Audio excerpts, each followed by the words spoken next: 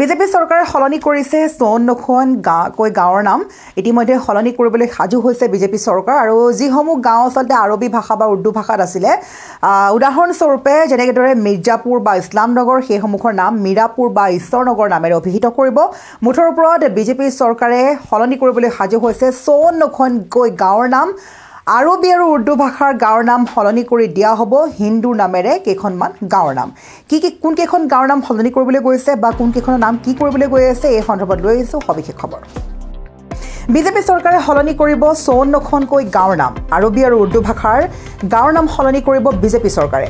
মিৰ্জাপুৰ হ'ব মিৰাপুৰ ইছলামনগৰ নাম সলনি হৈ পৰিব ঈশ্বৰনগৰ আমি জনাইছোঁ দৰ্শকসকলক হয় বিজেপি চৰকাৰে সলনি কৰিব 54খন গাঁৱৰ নাম আৰবী আৰু উৰ্দু ভাষাৰ গাঁৱৰ নাম সলনি কৰিব বিজেপি চৰকাৰে 54খনকৈ গাঁৱৰ নামেৰে তালিকা প্ৰস্তুত কৰিছে চৰকাৰে গাঁৱৰ নাম সলনিৰ কথা ঘোষণা কৰিছে মুখ্যমন্ত্ৰীয়ে ইছলামনগৰৰ নাম সলনি হৈ হ'ব ঈশ্বৰনগৰ ঠিক সেইদৰে আন কেইখনো গাঁৱৰ নাম সলনি কৰা হৈছে মিৰ্জাপুৰৰ নাম হ'ব মিৰাপুৰ আকবৰপুৰৰ নাম হ'ব অম্বিকাপুৰ ৰহমানপুৰৰ নাম সলনি কৰা হ'ব হনুমানপুৰা মহম্মদপুৰৰ নাম হ'ব গংগানগৰ মুৰাদপুৰৰ নাম হ'ব মুৰুলীপুৰ নবীপুৰৰ নাম হ'ব নয়াপুৰ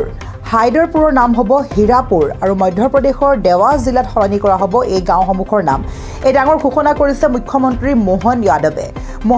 প্ৰকাশ কৰিছে এই কথা যে বিজেপি চৰকাৰে সলনি কৰিবলৈ গৈ আছে 14খনকৈ গাঁৱৰ নাম মধ্যপ্ৰদেশৰ এখন জিলা দেৱাস জিলাত সলনি কৰি দিয়া হ'ব 54খনকৈ গাঁৱৰ নাম যিসমূহ গাঁও পূৰ্বতে উৰ্দু ভাষা বা আৰবী ভাষাত আছিলে সেইসমূহ গাঁৱৰ নাম এতিয়া হিন্দু নামেৰে নামকৰণ কৰা হ'ব এই কথা ঘোষণা কৰিছে মুখ্যমন্ত্ৰী মোহন যাদৱে আৰু মুখ্যমন্ত্ৰী মোহন যাদৱে প্ৰকাশ কৰা তথ্য অনুযায়ী জানিব পৰা মতে উদাহৰণস্বৰূপে হাইদৰপুৰৰ নাম হ'ব হীৰাপুৰ নবীপুৰৰ নাম হ'ব নয়াপুৰ মুৰাদপুৰৰ নাম হ'ব মুৰুলীপুৰ মহম্মদপুৰৰ নাম হ'ব গংগানগৰ ৰহমানপুৰৰ নাম হ'ব হনুমানপুৰা মিৰ্জাপুৰৰ নাম হ'ব মিৰাপুৰ আকবৰপুৰৰ নাম হ'ব অম্বিকাপুৰ ইছলামনগৰৰ নাম সলনি কৰি দিয়া হ'ব ঈশ্বৰনগৰ ঠিক সেইদৰে কেইবাখনো গাঁৱৰ নাম সলনি কৰাৰ কথা উল্লেখ কৰিছে মুখ্যমন্ত্ৰী মোহন যাদৱে মুঠৰ ওপৰত এখন দুখন নহয় 54খনকৈ গাঁৱৰ নাম সলনি কৰাৰ কথা ঘোষণা কৰিলে মুখ্যমন্ত্ৰী মোহন যাদৱে তাকে লৈ এতিয়া সামাজিক মাধ্যমত এই কথা ভাইৰেল হৈ পৰিছে যে মধ্যপ্ৰদেশৰ এখন জিলা দেৱাস জিলাৰ কেইবাখনো গাঁৱৰ নাম অৰ্থাৎ যিখন গাঁও উৰ্দু আৰু আৰবী ভাষাত আছিলে সেইসমূহ গাঁৱৰ নাম এতিয়া হিন্দু নামেৰে নামকৰণ কৰা হ'ব এই কথা ঘোষণা কৰিছে মোহন যাদৱে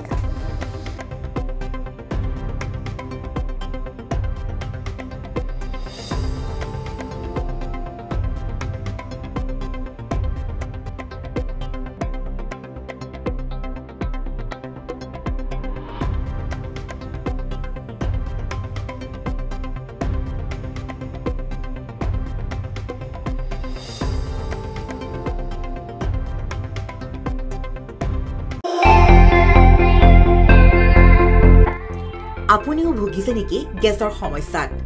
গেছ আৰু লিভাৰ ৰিলেটেড সকলো সমস্যাৰ একমাত্ৰ সমাধান গেষ্ট্ৰচিটি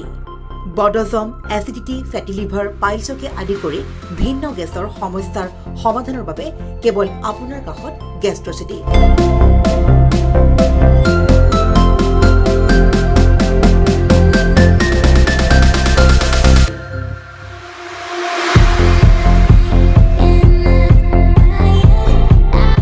ভিজিট কৰক গেষ্ট্ৰচিটি গুৱাহাটী হাতীগাঁও চাৰিআলি যোগাযোগ নম্বৰ 7577999909